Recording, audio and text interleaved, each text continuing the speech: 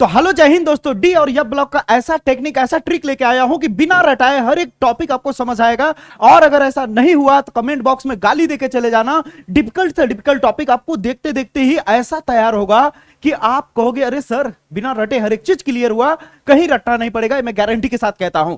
तो आज की इस वीडियो में हर एक टॉपिक सीरियल बाई से चलेगा, और जब हम टॉपिक सीरियल बाई से चलाएंगे तो उसी टॉपिक को क्वेश्चन में मैंने कन्वर्ट कर दिया है, ताकि आपको यह भी साथ में पता चल जाए कि बोर्ड एग्जाम में अगर आप बाई डिफॉल्ट टॉपिक आता है तो किस तरह से पूछा जा सकता है। ठीक है, मेरी बात समझ आई? तो हम लोग का चैप्टर क्या है? डी और यप ब्लॉक। ठीक है, तो डी ब्लॉक क्या होता है ध्यान से समझो। ये पीरियोडिक टेबल है भैया। ठीक है, अब इस पीरियोडिक टेबल की अगर बात कर ले हम लोग थोड़ा सा, तो ये जो दोनों दिख रहा ना, ए वाला और ए वाला लाइन, इसे बोलते हैं क्षार धातु और इसे कहते हैं क्षार मृदा धातु।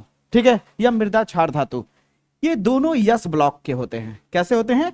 यस ब्लॉक के तत्व होते हैं। ये बात आपको पता होगा कि एक ब्लॉक की अगर बात करें तो यस होता है, पी होता है, डी होता है और यफ होता है। ठीक है, यस ब्लॉक पे अधिकतम इलेक्ट्रॉन 2 हो सकते हैं, पी ब्लॉक पे अधिकतम इलेक्ट्रॉन 6, डी ब्लॉक पे 10 और यफ ब्लॉक पे 14 हो सकते हैं। समझ आई मेरी बातें?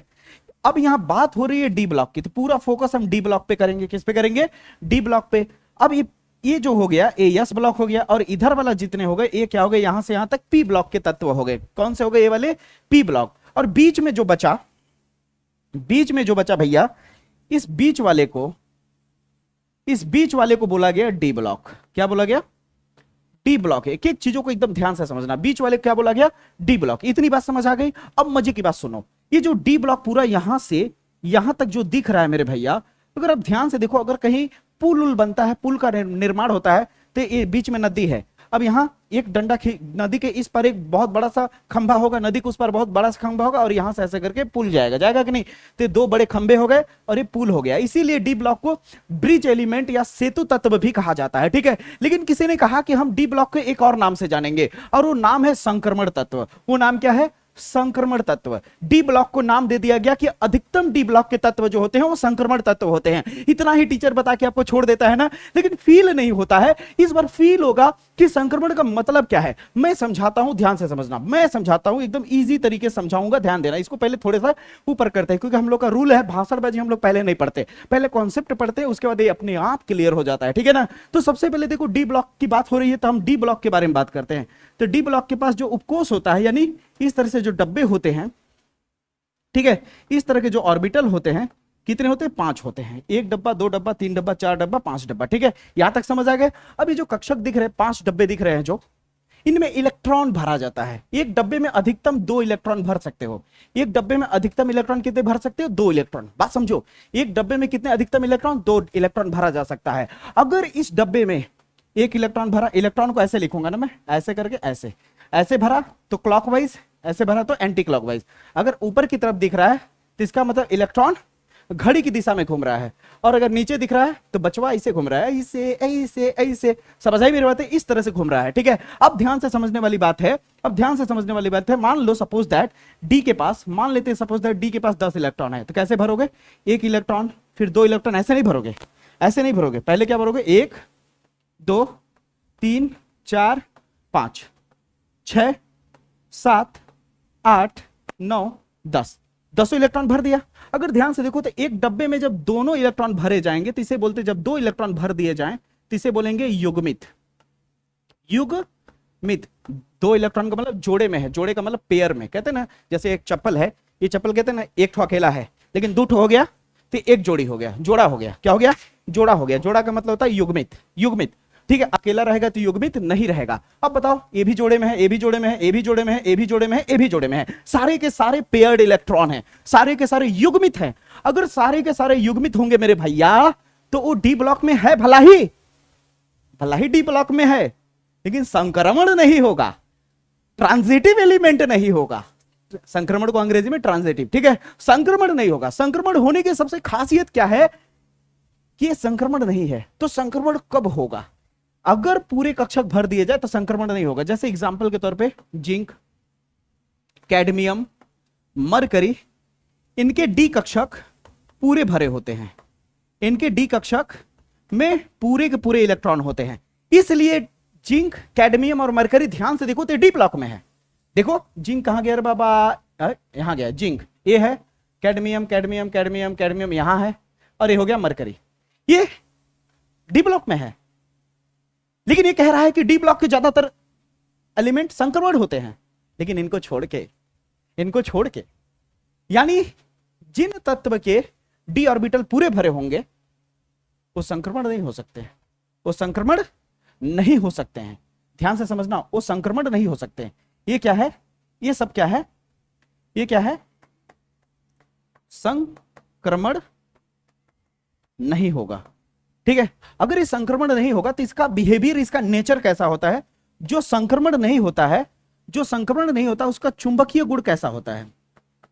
चुंबकीय गुण कैसा होता है? एक ही बार में निपटाएंगे, सारे सवाल का जवाब तुम दे लोगे। चुंबकीय गुण होगा प्रतिचुंबकीय, प्रतिचुंबकीय। ठीक है, अगर ये प्रतिचुंबकीय होगा तो इसमें कोई कलर नहीं होगा। इसका रंग कैसा होगा? इसके आयनों का रंग कैसा होगा? रंगहीन होगा। रंगहीन यानी इसके आयन कैसे होंगे? रंगहीन होंगे। इनके आयन कैसे होते हैं? रंगहीन होते, कोई रंग नहीं होता है, बेरंग। समझ आई मेरी बातें? यहां तक क्लियर हुआ? यहां तक क्लियर हुआ? यहां तक क्लियर हुआ? अब मान लो एग्जांपल के तौर पे कुछ और ले लेते हैं, जैसे डी ब्लॉक का कुछ भी ले लेते हैं। D block D block D block D block में कुछ भी ले लेते हैं। क्या ले लेते हैं? लोहा ले लेते हैं, ठीक ना, लोहे को ले लेते हैं। अब डी ब्लॉक में लोहे को अगर ले लें, Fe को, तो इसके पूरे कक्षक भरे नहीं होते हैं। लोहा का पूरा कक्षक भरा नहीं होता। जैसे एग्जांपल के तौर पे मैं बता रहा हूं, ऐसे ही समझ लो ना, ऐसे ही समझ लो ना कि मान लो कोई भी अगर मैं डब्बा इस तरह बनाऊं, क्योंकि बनाना तो डी ब्लॉक का है, क्योंकि खेल डी ब्लॉक का हो रहा है। मान लो डी ब्लॉक के इसके पास 7 इलेक्ट्रॉन है, तो कैसे भरोगे? 1 2 3 4 5 6 7। अब बताओ ये क्या है? पेयर है, पेयर्ड इलेक्ट्रॉन है, यानी युग्मित। ये भी क्या है? युग्मित।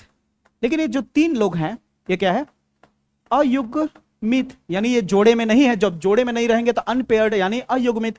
अगर किसी ऐसे डब्बे में अयुग्मित मिल जाए तो वो डी ब्लॉक में तो है, साथ ही साथ संक्रमण भी होगा रे गुरु। क्या होगा? संक्रमण भी होगा। समझ रहे हो कि कितना सिंपल सा थॉट प्रोसेस दे दिया कि सीधी सी बात है, जिसके डी कक्षक पूरी तरह से पूर्ण भरे होते हैं, जिनमें सारे के सारे कक्षक युग्मित होते हैं, ये भी युग्मित, ये भी युग्मित, ये भी युग्मित, ये भी युग्मित, ये भी युग्मित, वो संक्रमण तत्व कहलाता है। बताओ रटना पड़ा क्या? बताओ, दिल पे हाथ रख करके बताओ, रटना पड़ा नहीं ना? तुम्हारे दिमाग में आ गया? संक्रमण तत्व क्या होते हैं? परिभाषा लिख लोगे। डी कक्षक पूर्ण रूप से भरे होते हैं तथा इनके सारे के सारे कक्षक युग्मित होते हैं। इस परिस्थिति में जो डी ब्लॉक के तत्व होते हैं उन्हें संक्रमण नहीं कहा जाता है।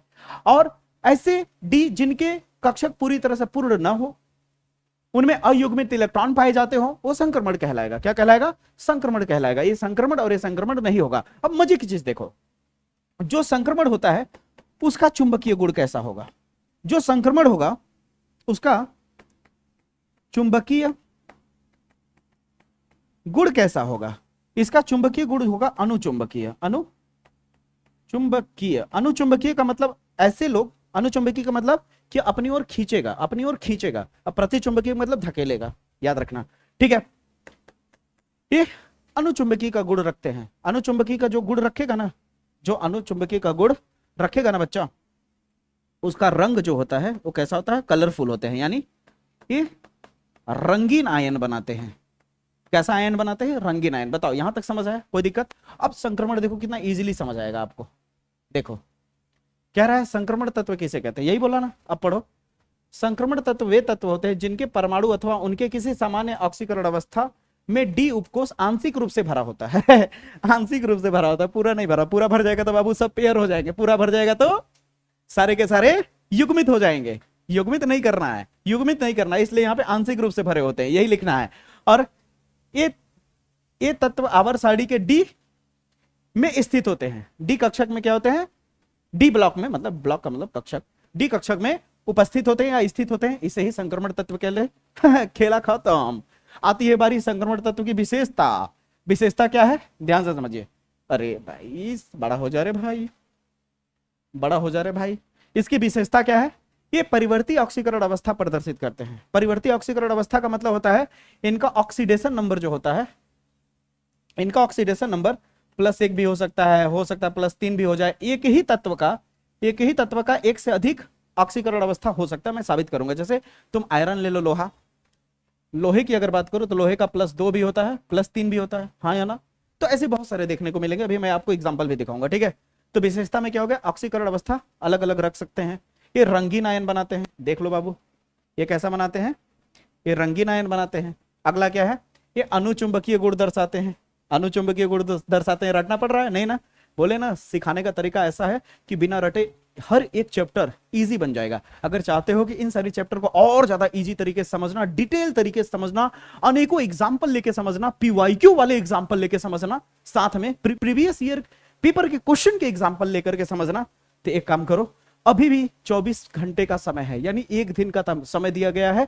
एक दिन के अंदर जितने लोग बैच परचेस करना चाहते हो कर लो, मात्र 399 रुपए में, यानी सिर्फ और सिर्फ 1 महीने के रिचार्ज पे दोस्त, 1 महीने के रिचार्ज पे। एक बार तो अपने भाई पे भरोसा करो, इतना चीख चीख के चिल्ला चिल्ला कह रहा हूं कि एक बार मात्र भरोसा करो, भरोसा नहीं टूटेगा। उसको लेने पे क्या हो रहा है, वीडियो लेक्चर तो मिलेगा ही धमाकेदार, साथ में प्रीमियम टॉपर नोट्स के साथ साथ क्या मिल रहा है, 5 साल का पीवाईक्यू विद सॉल्यूशन। तुम अगर कहीं मास्टरमाइंड भी खरीदने जाओगे, क्वेश्चन बैंक भी खरीदोगे, अनसॉल्व भी खरीदोगे आने वाले कल में, तो क्या पैसा नहीं लगेगा दोस्त? तो उससे कम पैसे में तुम्हें इतनी सारी चीज मिल रही है, तो ले क्यों नहीं ले रहे हो? प्लीज ले लो, हाथ जोड़ के निवेदन है, एक बार भरोसा करके जरूर लो। समझ आ रही मेरी बातें? वो सब आप ही लोगों के लिए बनाया गया है कि कम से कम रेट में आप बेहतर कंटेंट, अच्छे लेवल की कंटेंट सीख सको। ठीक है, आगे बढ़ते हैं। ये क्या करता है, चुंबकीय अनुचुंबकीय होता है, ठीक है। अब ये संकुल यौगिक बनाता है। अब संकुल क्या होता है मैं समझाता हूं, संकुल क्या होता है मेरे भैया मैं समझाता हूं। देखो बात को आराम से एकदम इजीली समझना। जैसे मान लो कभी कभी हम ऐसे लिख देते हैं किसी चीज को, जैसे मान लो सपोज दैट K4CO NH3 का होल 6 ऐसे लिख दिया। तो ये लोग क्या करते हैं, इस तरह से कॉम्प्लेक्स, इसे संकुल कहते हैं। जब डब्बे में कोई चीज को लिखा जाए तो क्या बोलते हैं, संकुल, संकुल आयन बनाते हैं। कैसा बनाता है, संकुल आयन ये लोग बनाते हैं। कैसे आयन बनाते हैं बच्चा, संकुल आयन बनाते हैं, ठीक है। और दोस्तों ये जो संकुल आयन है, ये आपको जो अगला चैप्टर आएगा उसमें आपको सीखने को मौका मिलेगा उस संयोजन वाले यौगिक वाले में, ठीक ना। उसका प्रॉपर है, जहां पे सिंपल सॉल्ट, डबल सॉल्ट, यानी बोले तो साधारण लवण, द्विक लवण, ये सब जब सीखेंगे तो वहां पे काम आएगा, ठीक है। एकदम इजी तरीके से आपको पूरी डिटेल में बताऊंगा कि एक बना कैसे, बनाने का तरीका बताऊंगा जो बहुत कम लोग बनाते हैं, ठीक है। अब यहां तक समझ आ गया। अगला आगे क्या कहता है कि ये अच्छे खासे उत्प्रेरक माने जाते हैं। उत्प्रेरक का मतलब इतना तो आप जान ही रहे होंगे, जब अभिक्रिया बहुत स्लो हो रही होती है, कभी कभी क्या होता है, रिएक्शन जब स्लो होती है तो इसके ऊपर क्या करते हैं, उत्प्रेरक रखते हैं ताकि अभिक्रिया की स्पीड बढ़ जाती है, ठीक है। तो उत्प्रेरक अच्छा खासा काम करते हैं संक्रमण वाले, ठीक है। यहां तक क्लियर हो गया विशेषता। अगर बाय डिफॉल्ट पूछेगा तो इनका गलनांक, क्वथनांक और घनत्व सामान्य तत्व जो है उनसे अधिक होता है।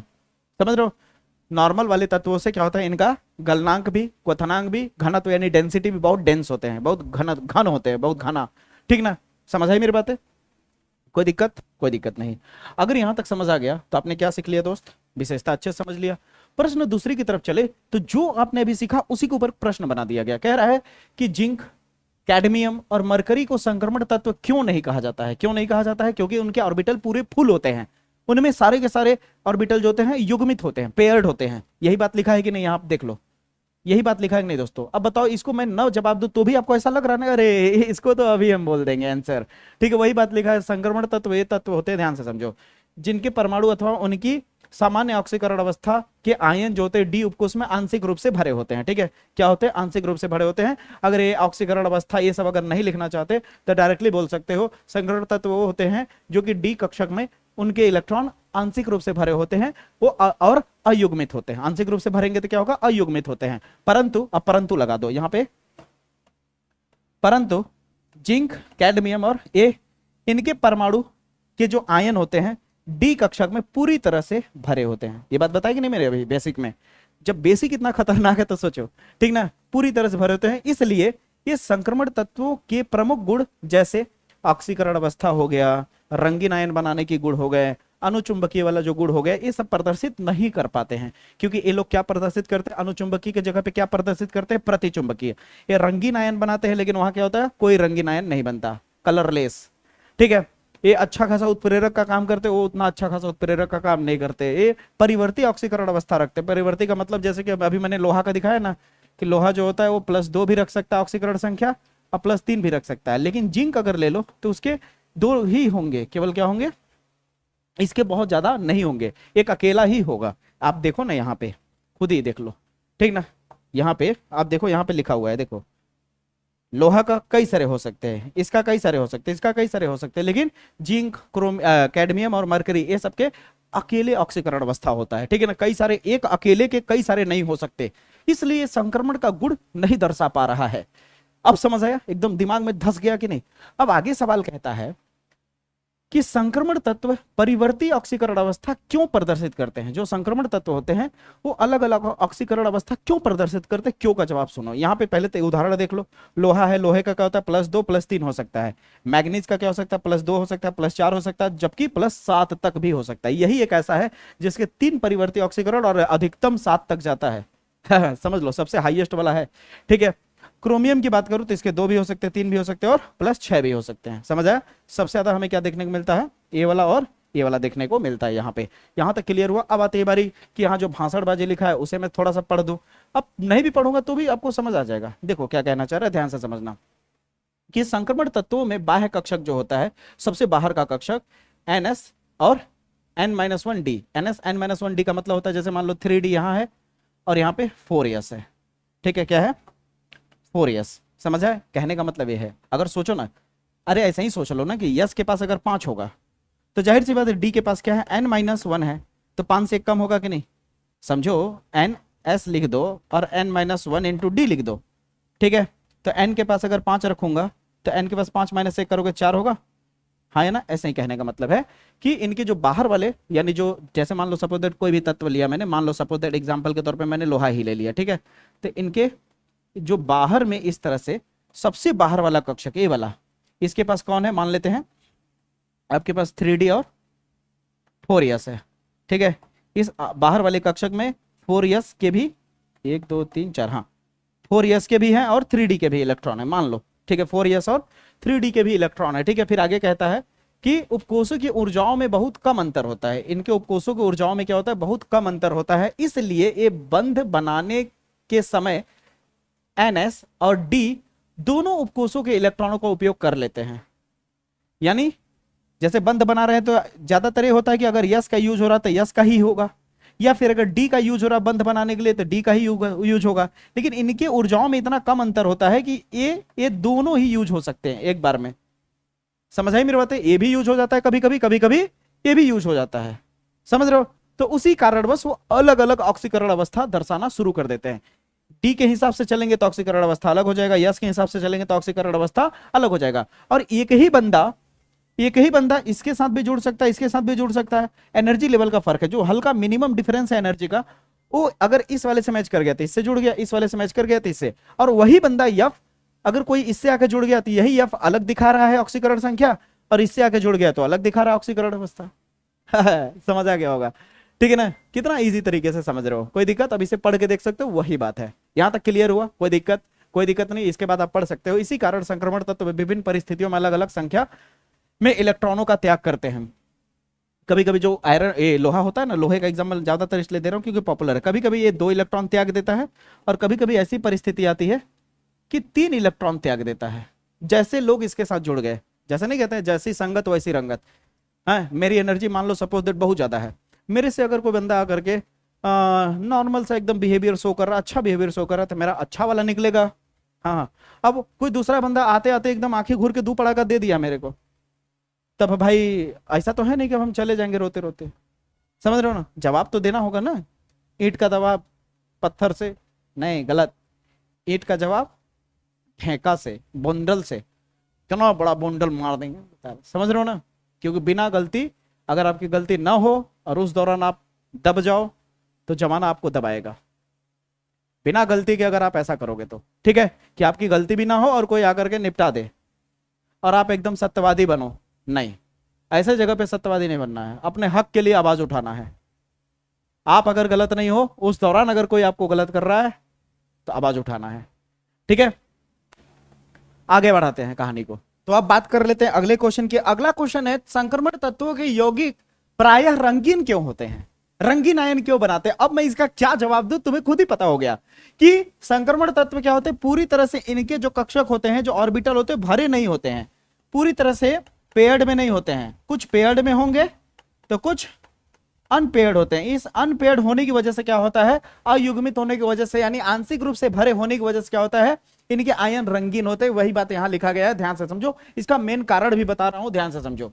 जैसे यहां पे लिखा हुआ है, आप देख सकते हो, वही बात जो मैंने कहा कि जो संक्रमण तत्व होते हैं उनके डी उपकोष आंशिक रूप से भरे होते हैं। आंशिक रूप से भरे होने का मतलब होता है इसमें अयुग्मित वाली चीजें पाई जाती हैं। अयुग्मित मतलब जो जोड़े में ना हो, अयुग्मित वाली चीजें पाई जाती हैं, ठीक है। और जब इन पर प्रकाश पड़ता है तो डी उपकोष के इलेक्ट्रॉन निम्न ऊर्जा स्तर से उच्च ऊर्जा स्तर में चले जाते हैं और दृश्य प्रकाश कुछ रंगों में अवशोषित कर ली जाती है। दृश्य प्रकाश क्या होती है, कुछ रंगों को अवशोषित कर लेता है और शेष परावर्तित या प्रकाशित किरण रंग जो होती हैं तो एक रंग के रूप में दिखाई देती है, ठीक है। यानी इसे आसान भाषा में अगर मैं समझाऊं तो देखो, मेरी बात समझने की कोशिश करना गुरु, ठीक है।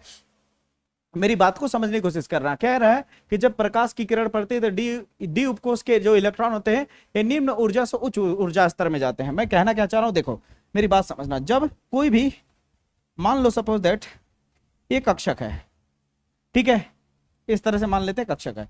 ये मान लो यहाँ पे 3D वाले के इलेक्ट्रॉन है, ये इलेक्ट्रॉन है, ठीक है, 3D कक्षक के इलेक्ट्रॉन है। अगर इसे बाहर से कहीं से एनर्जी मिल गई प्रकाश के रूप में, लाइट के रूप में, तो क्या होगी, एनर्जी मिलने पे क्या होगा, इसकी ऊर्जा बढ़ जाएगी, इलेक्ट्रॉन की ऊर्जा बढ़ जाएगी, तो घूमते घूमते घूमते घूमते ज्यादा एनर्जी वाले में चला जाएगा।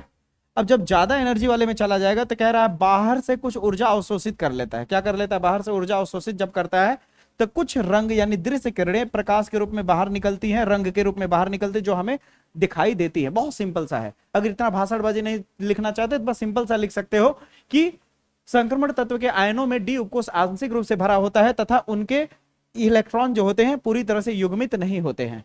इस कारणवश क्या होता है कि संक्रमण तत्वों के जितने भी आयंस होते हैं वो क्या दिखाई देते हैं, रंगीन दिखाई देते हैं। इतना सिंपल सा चीज है। जैसे आप यहाँ पे देख सकते हो, इसका उदाहरण देख लो, परावैगरी रंग छोड़ता है। इसका उदाहरण देख लो, नारंगी रंग। इसका उदाहरण देख लो, नीला रंग। इस पे और इस पे अलग से भी क्वेश्चन पूछा जाएगा आगे, और बहुत वायरल बहुत पॉपुलर क्वेश्चन भी है, ठीक है। यहां तक समझ आया। अब आप ध्यान से देखो अगले क्वेश्चन की तरफ। फिर से क्वेश्चन कह रहा है कि संक्रमण तत्व जो होता है संकुल, संकुल अभी जस्ट बताया मैंने, संक्रमण संकुल का मतलब कॉम्प्लेक्स होता है, बताया था ना। संक्रमण तत्व को संकुल यौगिक बनाते हैं, बनाने की प्रकृति क्यों प्रदर्शित करते हैं, स्पष्ट कीजिए। ये संकुल आयन क्यों बनाते हैं, क्यों बनाते हैं, ध्यान से समझो। पहली बात तो ये समझ लो कि संकुल आयन बनता कब है। देखो अगर मैं लिख दूं NaCl या KCl या फिर AgCl, इस तरह की चीजें लिख दूं, समझ रहे हो, तो ये सारी चीजें सिंपल सॉल्ट होते हैं। सिंपल सॉल्ट का मतलब साधारण लवण होते हैं, ठीक है। और दो सिंपल सॉल्ट को अगर आपस में मिलाया जाए, दो सिंपल सॉल्ट को, जैसे मान लो एक कंटेनर में मान लो NaCl है, एक कंटेनर में एक और कुछ है, दो सिंपल सॉल्ट को अगर मिलाओगे तो कभी कभी क्या होता है कि डबल सॉल्ट बनता है, और कभी कभी क्या होता है कि वो नहीं टूट पाता है तो कॉम्प्लेक्स बनता है, जो कि आगे जाकर के अगले चैप्टर में बताऊंगा, ठीक है। वही बात यहां लिखा हुआ आप देख सकते हो, पढ़ सकते हो। कह रहा है संक्रमण तत्वों के आयनों का आकार छोटा और आवेश अधिक होता है, इसके कारण इनका आवेश और त्रिज्या अनुपात जो होता है, आवेश त्रिज्या यानी चार्ज रेशियो, जो चार्ज रेडियस रेशियो होता है वो अधिक हो जाता है। और साथ ही उनके पास रिक्त डी कक्षक जो होते हैं वो उपलब्ध भी होते हैं, और अन्य अणु या आयन एकाकी इलेक्ट्रॉन युग्म का दान कर सकते हैं। एकाकी इलेक्ट्रॉन युग्म का क्या कर सकते हैं, दान कर सकते हैं, यानी लोन पर इलेक्ट्रॉन को दान करके वो किसी से बंध बना सकते हैं, जुड़ सकते हैं, ठीक है। इसलिए वो संकुल आयन बनाते हैं। कहने का मतलब नहीं समझ पा रहे हो तो मैं समझाता हूं। देखो संकुल आयन जो होता है ऐसे समझो, इससे पक्का समझ जाओगे। जैसे मान लो सपोज दैट मैंने कोबाल्ट लिया है और यहाँ NH3 है, ठीक है, और मान लेते हैं 6 ले लेते हैं और यहाँ पे K4 ले लेते हैं। अब ये बाहर K4 का मतलब होता है कि ये टूट चुका है, बाहर आ चुका है, लेकिन ये दोनों ब्रेक नहीं हो पाए। ब्रेक नहीं हो पाए तो ये जो है इसे बोलते हैं केंद्रीय धातु परमाणु, सेंट्रल मेटल एटम कहते हैं, और इसको छोड़ करके बाकी जो मिलेंगे उन्हें बोलते हैं लिगेंड। क्या बोलते हैं, लिगेंड। और लिगेंड क्या करते हैं, सेंट्रल मेटल से जुड़ने के लिए अपना लोन पेयर देते हैं। क्या देते हैं, लोन पेयर। और जब लोन पेयर दे करके किसी से जुड़ते हैं, लोन पेयर दे के जब कोई किसी से जुड़ता है तो वहां पे जो बनता है वो क्या होता है, संकुल यानी कॉम्प्लेक्स होता है। लोन पेयर देके, जैसे एग्जांपल के तौर पे मान लो ये आपका कोबाल्ट है, ठीक है, और यहाँ पे NH3 है। NH3 के पास 2 इलेक्ट्रॉन है, अभी जुड़ना चाहता है तो ये कोबाल्ट कह रहा है कि मेरे पास इलेक्ट्रॉन नहीं, तुम्हें जुड़ना है तो तुम खुद का इलेक्ट्रॉन दे दो। तो ये वाला अपना इलेक्ट्रॉन यहाँ से हटा करके, अपना इलेक्ट्रॉन यहाँ से हटा करके यहाँ दे देता है, यहाँ दे देता है। जैसे ही यहाँ देगा तो यहाँ पे एक बंध बन जाएगा, और इसी बंध को क्या बोलते हैं दोस्तों, उपसहसंयोजी बंध कहते हैं, उपसहसंयोजी बंध कहते हैं। और ऐसे बंध जब बनते हैं तो वहां पे क्या किस चीज का निर्माण होता है, इस तरह से कॉम्प्लेक्स यानी संकुल का निर्माण होता है। अब समझ आई मेरी बातें? तो ये ज्यादातर कहां पे देखा जाता है, संक्रमण वाले में देखा जाता है। ऐसा चीज कहां देखा जाता है, ज्यादातर संक्रमण वाले तत्वों में देखा जाता है। इसीलिए पूछा गया कि संक्रमण तत्व अधिकतर यौगिक क्यों बनाते हैं, संकुल यौगिक क्यों बनाते हैं, तो वही बात यहां लिखा हुआ है। इतनी बात आपको क्लियर होनी भी चाहिए। जब यहां तक क्लियर हो जाता है तो अगला प्रश्न है, संक्रमण तत्व उत्प्रेरक के रूप में क्यों कार्य करते हैं, उदाहरण बताइए। संक्रमण तत्व, उत्प्रेरक का मतलब पहले जान लो, बता चुका हूं फिर भी बता दूं कि अगर कोई रिएक्शन हम करा रहे हैं, हो तो रहा है लेकिन बहुत ही स्लो हो रहा है, बहुत धीमा हो रहा है, बहुत ही मंद गति से हो रहा है, तो इसे इसकी स्पीड को बढ़ाने के लिए क्या लगाया जाता है, बाहर से उत्प्रेरक रखा जाता है। क्या रखा जाता है, उत्प्रेरक। और अच्छे खासे उत्प्रेरक किसे माना जाता है, संक्रमण वाले जो तत्व होते हैं बहुत ही अच्छे खासे उत्प्रेरक होते हैं। उत्प्रेरक क्या करता है, धीमी अभिक्रिया को गति दे देता है, तेज कर देता है, या बहुत तेज अभिक्रिया को थोड़ा स्लो कर सकता है। यानी तुम जिस तरह से चाहते हो वैसा कर सकता है। ठीक है, यहां पे देखो संक्रमण तत्वों में परिवर्ती ऑक्सीकरण अवस्था होती है। इनके यौगिकों की सतह पर अभिकारकों में अवशोषण आसानी से हो जाता है। इससे रासायनिक अभिक्रिया का वेग यानी स्पीड बढ़ जाता है। ठीक है, रासायनिक अभिक्रिया का क्या हो जाता है, स्पीड बढ़ जाता है, जबकि उत्प्रेरक स्वयं अभिक्रिया में भाग नहीं लेता है। ठीक है, यानी ये उत्प्रेरक अभिक्रिया को फास्ट तो करा देता है लेकिन खुद अभिक्रिया में पार्टिसिपेट नहीं करता है। ठीक है, जैसे बहुत सारा उत्प्रेरक आपको दिख भी रहा है। बताइए यहां तक क्लियर हुआ, कोई दिक्कत, एकदम डनाडन। आगे बढ़ते हैं, आगे प्रश्न में आते हैं। तो कह रहा है लेंथेनाइट संकुंचन क्या है, डायमंड क्वेश्चन 2027 में। जैसे संक्रमण तत्व वाला वायरल टॉपिक है उसी तरह ये भी वायरल टॉपिक है। लेंथेनाइट संकुचन क्या होता है, तो लेंथेनाइट संकुचन को मैं बताऊं उससे पहले बता दूं लेंथेनाइड और एक्टेनाइड होता क्या है। लेंथेनाइड और एक्टेनाइड होता क्या है, देखिए जैसे यहां पे आप पीरियोडिक टेबल अगर आप देखो तो पीरियोडिक टेबल में, इस पीरियोडिक टेबल को अगर आप ध्यान से देखो तो यहां पे जो डी ब्लॉक वाला है, डी ब्लॉक बताया था ना, यहां से लेकर के यहां तक, ये जो डी ब्लॉक है, डी ब्लॉक का यहां वाला अगर आप देखो तो 57 से लेकर 71 तक, और यहां वाला ये दोनों खाली है और इसको यहां रखा गया है और इसको यहां, क्योंकि डी ब्लॉक में होते हुए भी डी ब्लॉक का गुण प्रदर्शित नहीं कर रहे थे लोग, इसलिए इनको अलग रख दिया गया। ये जो आपको हरे रंग वाला दिख रहा है पूरा, ये इसे बोला जाता है लेंथेनाइड। क्या बोला जाता है, लेंथेनाइड। और ये वाला जो दिख रहा है रेड वाले जितने तत्व, तो इसे बोला जाता है एक्टेनाइड। और ये सारे कहां होते हैं, यफ ब्लॉक में। कहां होते हैं, यफ ब्लॉक में, यानी यफ ब्लॉक के गुण को प्रदर्शित करते हैं। अब आगे बढ़ाता हूं, ध्यान से समझो। ठीक है, यानी ये सवाल कह सकते हो लेंथेनाइड संकुंचन ये आपके यफ ब्लॉक से लेना देना है। अब क्या है समझो, क्या है समझो, ध्यान से समझना क्या है, तनी समझो ध्यान से। इसे मैं थोड़ा साइड कर देता हूं, ठीक है, ताकि आप अच्छे से चीजों को समझ सको, फील कर सको। प्यारे बच्चों अगर आप ध्यान से देखो तो यहां पर मिटा दिया जाए थोड़ा सा, यहां पे कह रहा है लेंथेनाइट संकुंचन क्या है, इसके कारण तथा प्रभावों को लिखिए। तो सबसे पहले हम संकुंचन समझ लेते हैं। संकुचन नाम में भी ऐसा लग रहा है जैसे कोई चीज सिकुड़ रहा है, संकुंचन, संकुचित हो रहा है, समझ रहे हो। अब लेंथेनाइट संकुंचन क्या होता है, ध्यान से समझो। लेंथेनाइट श्रेणी में परमाणु क्रमांक बढ़ने पर, परमाणु क्रमांक कब बढ़ेगा, ऐसे जाओगे लेफ्ट से राइट की तरफ जाओगे, क्या होगा, परमाणु क्रमांक बढ़ता जाएगा। तो कह रहा है लेंथेनाइट श्रेणी में परमाणु क्रमांक बढ़ने के साथ साथ परमाणु और आयनों का आकार धीरे धीरे क्या होने लगता, कम होने लगता है।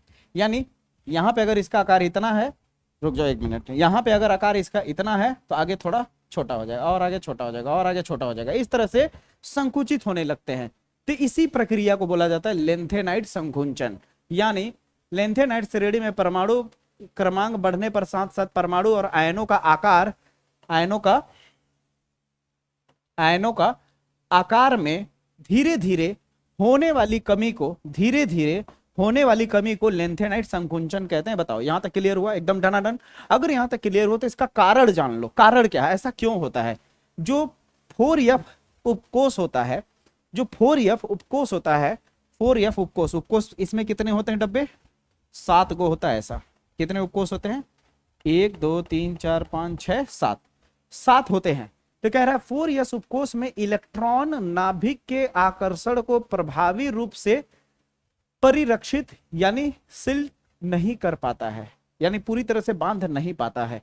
ठीक है, परिणाम स्वरूप नाभिक का आकर्षण बाहरी इलेक्ट्रॉनों की वजह से बढ़ जाता है। आकर्षण बल क्या होता है, बाहरी इलेक्ट्रॉनों की वजह से बढ़ जाता है। अब बढ़ने की वजह से क्या होता है, जिससे परमाणु अब बाहरी इलेक्ट्रॉनों की वजह से क्या हो रहा है, आकर्षण बढ़ रहा है, तो बाहर में जितने ज्यादा इलेक्ट्रॉन आकर्षण उतना ज्यादा, इसलिए जैसे जैसे इलेक्ट्रॉन बढ़ते जा रहा है आकर्षण बढ़ता जा रहा है, इस वजह से और छोटा होते जा रहा है। ठीक है, तो बढ़ जाते हैं, बाहरी आकर्षण इलेक्ट्रॉनों की वजह से बढ़ जाते हैं, जिससे परमाणु एवं आयनों का आकार धीरे धीरे घटता चला जाता है। मैं आपको एक समझाता हूं, जैसे बोल रहा है कि ये मान लो नाभिक है हमारा, ठीक है, और ये हो गया उपकोष या कक्षक कह लो, इसमें इलेक्ट्रॉन घूम रहा है। ठीक है, कह रहा है यहाँ इनके बीच में आकर्षण बल लग रहा है। ठीक है, लेकिन कह रहा है जो नाभिक है, ये नाभिक को क्या कर रहा है, अच्छे तरीके से बांध नहीं पाता है। समझ रहे हो, कौन से 4 उपकोष के इलेक्ट्रॉन नाभिक के आकर्षण को प्रभावी रूप से परिरक्षित नहीं कर पाते हैं। ठीक है, पूरी तरह से इसे बांध नहीं पाते, स्टेबल नहीं कर पाते, जिसके वजह से इलेक्ट्रॉन एक तरह से यहाँ आकर्षण बल बहुत ज्यादा हो जाता है, जिसकी वजह से ऐसे खिंचाव होने लगता है, चिपकने लगता है। और इलेक्ट्रॉन यहाँ और बढ़ा दो तो और चिपकने लगेगा, इलेक्ट्रॉन की संख्या और बढ़ा दो और ज्यादा चिपकने लगेगा। इसीलिए इलेक्ट्रॉन जैसे जैसे बढ़ता जाता है वैसे वैसे संकुचित होता जाता है, इसीलिए आगे चल करके धीरे धीरे आकार छोटा होते जाता है। ठीक है, यहां तक आपको समझ में आ गया होगा। परिणाम स्वरूप नाभिक का आकर्षण बाहरी इलेक्ट्रॉन की वजह से क्या होता है, आकर्षण बल बढ़ते जाता है, जिसकी वजह से परमाणु का त्रिज्या और आयन धीरे धीरे घटता जाता है। ठीक है, उदाहरण के तौर पर यहाँ प्रभाव करने वाले कारण दे दिया है यहाँ पे, जैसे एग्जाम्पल के तौर पे आपको जर्कोनियम दिया है, क्या लिखा है, हैप्रियम यानी HF के गुणों में बहुत अधिक समानता पाई जाती है। लेंथेनाइट तत्वों के पृथक्करण में कठिनाई होती है, लेंथेनाइट को पृथक्करण करने में थोड़ी कठिनाई होती है। प्रभाव संक्रमण तत्व के कुछ गुण जैसे घनत्व, क्षारीयता प्रभावित करते हैं किसको, लेंथेनाइट वाले को। ठीक है, यहां तक क्लियर हो गया। आगे बढ़े अगर, तो अगला आ गया दोस्तों, अब देखो, अब दोस्तों अगले क्वेश्चन की अगर बात करें तो अगला कह रहा है पोटेशियम परमैंगनेट के निर्माण की विधि और इसका उपयोग और वर्णन बता दीजिए। ठीक है, ये भी आने का चांसेस बहुत बहुत ज्यादा है, किसमें, 2027 में। ये बात मेरी मान लीजिए, मेरा प्रिडिक्शन गलत नहीं होता है, जैसे पिछले सीजन में तबाही मचा के आए बच्चे, उसी तरह आप भी आओगे। तो कह रहा है पर पोटेशियम परमैंगनेट को KMnO4 कहा जाता है। ठीक है, कह रहा है पहले इसके निर्माण की विधि बताओ। तो इसका निर्माण कैसे होता है, देखो सबसे पहले जान लो कि पोटेशियम जो परमैंगनेट होता है, टिक आउट में पूछा भी जा सकता है, इसका रंग कैसा होता है। तो रंग कैसा होता है, बैगनी रंग का होता है, गहरे बैगनी रंग का एक तरह का क्या होता है, क्रिस्टल होता है। क्या होता है बच्चा, क्रिस्टल होता है। इसका निर्माण जो होता है वो मुख्य रूप से पाइरोलुसाइट यानी MnO2 अयस्क के साथ मिलाकर के किया जाता है। ठीक है, यानी MnO2 को KOH और वायु की उपस्थिति में इसका ऑक्सीकरण करा के गर्म करने पर प्राप्त किया जाता है। ठीक है, जिसके बाद ऑक्सीकरण करके हमें क्या मिल जाता है, ये मिल जाता है। ठीक है, इतना लिख देना है, इसमें आपका काम हो जाएगा। अब आते बारी इसका गुण, तो गुण क्या है, ये गहरे रंग का होता है, बैगनी रंग का बता ही दिया मैंने। ठीक है, क्रिस्टल होता है, ठोस होता है, यह एक शक्तिशाली ऑक्सीकारक होता है। ठीक है, जल में घुलकर बैगनी रंग का विलियन बना लेता है। इसे पानी में घोलोगे तो किस में आ जाता है, बैगनी रंग का विलियन बना लेता है। उसी तरह उपयोग की बात करें तो प्रयोगशाला में ऑक्सीकारक के रूप में लिया जाता है। पेयजल यानी पानी जो पीने वाला होता है, पीने वाले पानी के शोधन एवं कीटाणु नाशक के रूप में लिया जाता है, समझ आया, और रेडॉक्स अनुपापन में किया जाता है। ठीक है, यहां तक क्लियर हुआ। उसी तरह अगले क्वेश्चन की तरफ अगर चलें तो कह रहा है पोटेशियम डाइक्रोमेट यानी K2Cr2O7 की निर्माण विधि, गुण एवं उपयोग बता दीजिए। तो यहां पे ध्यान से समझ लीजिए, ये किस तरह का होता है, ये नारंगी रंग का होता है, ये टिक आउट में पूछा जाता है। ठीक है, कि K2Cr2O7 किस रंग का क्रिस्टल होता है, 3-4 रंग दे देगा, तो याद रखिएगा ये नारंगी रंग का होता है। किस रंग का क्रिस्टल होता है, नारंगी रंग का होता है। ठीक है, फिर इसका निर्माण जो होता है, याद रखिएगा, क्रोमाइट अयस्क से किया जाता है। इसका निर्माण किससे किया जाता है, क्रोमाइट अयस्क यानी FeCr2O4 के साथ मिलाकर के इसका निर्माण किया जाता है। किसके साथ, क्रोमाइट अयस्क से इसका निर्माण किया जाता है। पहले क्या किया जाता है, क्रोमाइट जो अयस्क होता है ना, हम उसके सोडियम क्रोमेट बनाया जाता है। जो क्रोमाइट अयस्क होता है उसका क्या बनाया जाता है, सोडियम क्रोमेट बनाया जाता है, जिसे अम्लीकृत करके सोडियम डाइक्रोमेट बना लिया जाता है। अम्लीकृत करके क्या बना लिया जाता है, सोडियम डाइक्रोमेट बना लिया जाता है। अब यहां से सोडियम हटाना है हमें, सोडियम की जगह क्या लगाना है, पोटेशियम। तो इसका रिएक्शन KCl से कर देते हैं, किसके, 2 अणु लेकर के KCl के। ठीक है, और अभिक्रिया के दौरान हमें क्या मिल जाता है, अंत में K2Cr2O7 मिल जाता है।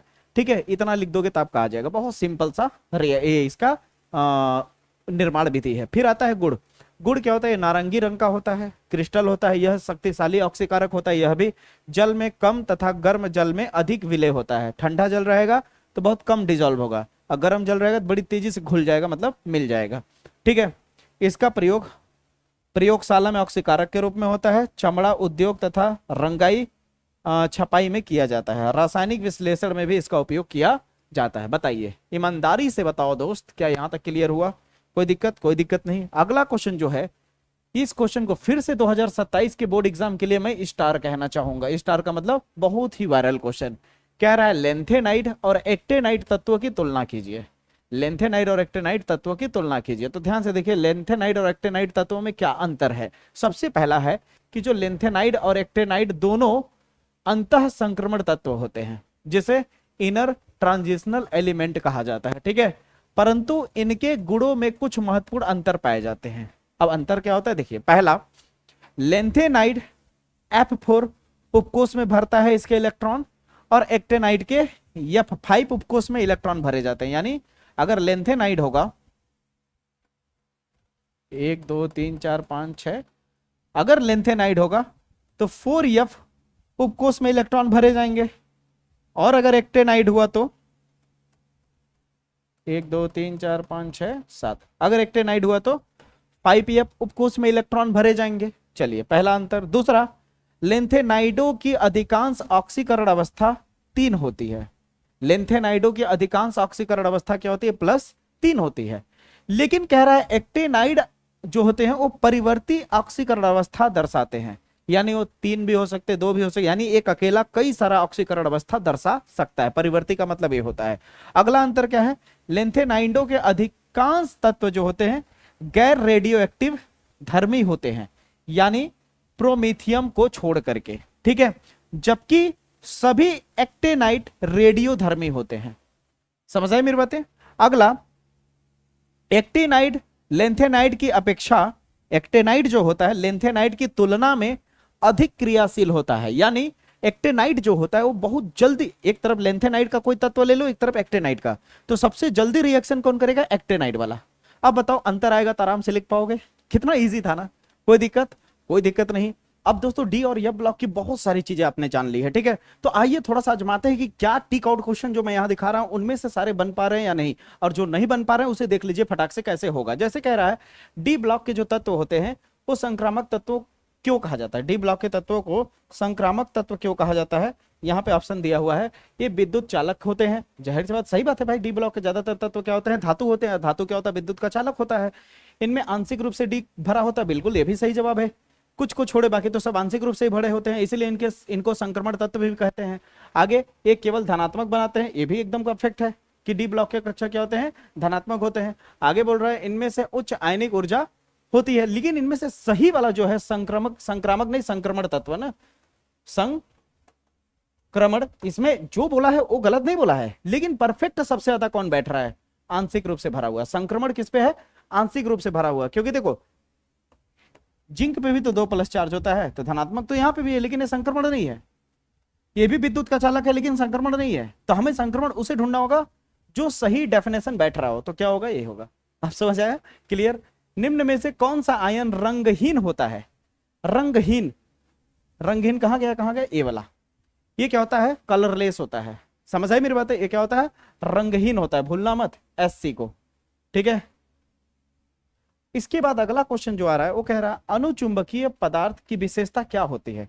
अनुचुंबकीय पदार्थ की विशेषता मैंने बहुत पहले बता दिया था कि इनके कक्षक उपकोष आंशिक रूप से भरे होते हैं, पहला। और आंशिक रूप से भरे होने वाले क्या होते हैं? रंगीन होते हैं। क्या होते हैं? रंगीन। ये 2 विशेषता होती है। तो देखो, अयुग्मित होने चाहिए। आंशिक रूप से भरने का मतलब अयुग्मित। इनमें एक या एक से अधिक अयुग्मित इलेक्ट्रॉन होते हैं। इनमें केवल डी कक्षक होते हैं। इनमें से इलेक्ट्रॉन अयुग्मित होते हैं। इनमें सभी इलेक्ट्रॉन अयुग्मित होते हैं। तो इनमें सभी इलेक्ट्रॉन युग्मित होते हैं, ठीक है। अनुचुंबकीय का यहां गलत हो गया है। अनुचुंबकीय में क्या होता है? यहां आंसर गलत दिया है। अनुचुंबकीय में क्या होता है? अनुचुंबकीय कौन होता है? जो संक्रमण होता है। संक्रमण में क्या होते हैं? पूरे कक्षक फुलफिल नहीं होते हैं, अयुग्मित होते हैं, ठीक ना। क्या होते हैं? अयुग्मित। यहाँ युग्मित लिख दिया है, क्या होता है? अयुग्मित होगा। इनमें सभी इलेक्ट्रॉन अयुग्मित। ऑप्शन नंबर ए सही होगा, ठीक है। आगे बढ़ाता हूं कहानी को। कह रहा है, डी ब्लॉक के, यहाँ ब्लॉक है ना, डी ब्लॉक के तत्वों के आयन प्रायः रंगीन क्यों होते हैं? रंगीन होने का कारण क्या है? डी कहां गया? डी संक्रमण के कारण। किसके?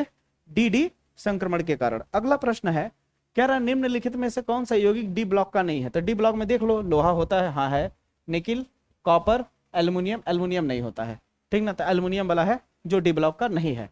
ठीक है, आगे डी ब्लॉक के तत्वों में प्रतिचुंबकीय का व्यवहार का कारण क्या हो सकता है? प्रतिचुंबकीय, सारे के सारे डब्बे में, सारे के सारे उपकोष में क्या होते हैं? युग्मित इलेक्ट्रॉन होते हैं, सभी में युग्मित, समस्त इलेक्ट्रॉन युग्मित होना, ऑप्शन नंबर ए सही होगा। और यहां क्या लिख दिया है? एक या एक से अधिक अयुग्मित होना, ए गलत है, ठीक ना, ऑप्शन नंबर क्या होगा? ए गलत है, क्या होगा? ऑप्शन नंबर ए सही होगा। समझ आई मेरी बातें? प्रतिचुंबकीय कौन होता है? जो संक्रमण न हो, जो संक्रमण नहीं होता वो क्या होता है? प्रतिचुंबकीय होता है। जो संक्रमण नहीं होता वो प्रतिचुंबकीय। प्रतिचुंबकीय का खास करके गुण क्या है? जो संक्रमण न हो उसके सारे के सारे फुलफिल होते हैं, जैसे जिंक हो गया, कैडमियम हो गया, मरकरी हो गया। आगे बढ़ते हैं, निम्नलिखित में से कौन सा संक्रमण धातु का सामान्य लवण जलीय विलयन में रंगीन आयन बना लेता है? तो यह है कॉपर सल्फेट। क्या होगा? Copper sulphate. आगे बढ़े, यह ब्लॉक के तत्वों को आंतरिक संक्रमण के कारण उनके यौगिक प्रायः रंगीन होते हैं, और यह संक्रमण होते हैं किसके कारण? कहाँ गया? यफ ब्लॉक के, एफ के कारण। आगे बढ़े तो कह रहा है निम्न में से कौन सा कथन डी ब्लॉक के लिए बारे में सही है या नहीं? तो ऑप्शन नंबर ए सही होगा। फिर उसके बाद निम्नलिखित में कौन सा तत्व लेंथेनाइड संकुचन का सर्वाधिक गुण या उदाहरण प्रदर्शित करता है? तो लेंथेनाइम का एलियो। फिर कहता है निम्नलिखित में से कौन सा युग्म यह ब्लॉक के तत्वों को सही उदाहरण? यह ब्लॉक का तत्व क्या होता है? लेंथेनाइड और एक्टेनाइड। तो ये तो ऐसा ही नहीं होगा, ये ऐसा ही होगा नहीं, ये भी नहीं होगा, लेंथेनाइड और एक्टेनाइड ये सही उदाहरण होगा। समझ आई मेरी बातें?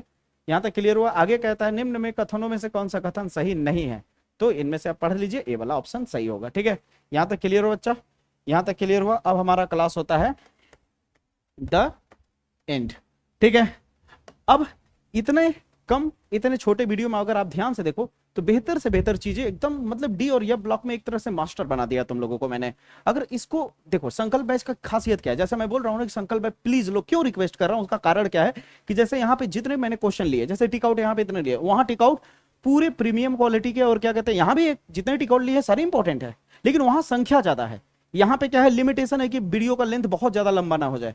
ठीक है, वहां कोई लिमिटेशन नहीं, पार्ट बाई पार्ट चल रहा है। यहाँ पे एक ही पार्ट में वन शॉट में वीडियो मिल रहा है, वहां पे क्या होगा, पार्ट बाई पार्ट मिल रहा है, जिसकी वजह से आपको क्या होगा, बेनिफिट क्या होगा कि हर एक चीज एकदम सीक्वेंस में मिल जाएगा, हर एक टॉपिक पे लंबा लंबा लेक्चर मिल जाएगा। समझ आई मेरी बातें? तो उस पर पकड़ ज्यादा हो जाएगी, इसलिए मैं कहूंगा कि उसे जरूर आप लीजिए। ठीक है, और अगर आप नहीं ले पा रहे हैं और आप सोच रहे हैं कि सर आप यूट्यूब पे पढ़ाएंगे या नहीं पढ़ाएंगे, तो यूट्यूब पे मेरा भाई लगातार आएगा। यूट्यूब मेरी जान है यार, इससे मैं बना हूं, इसे तो कभी नहीं छोड़ सकता, दुनिया इधर की उधर हो जाए कुछ भी।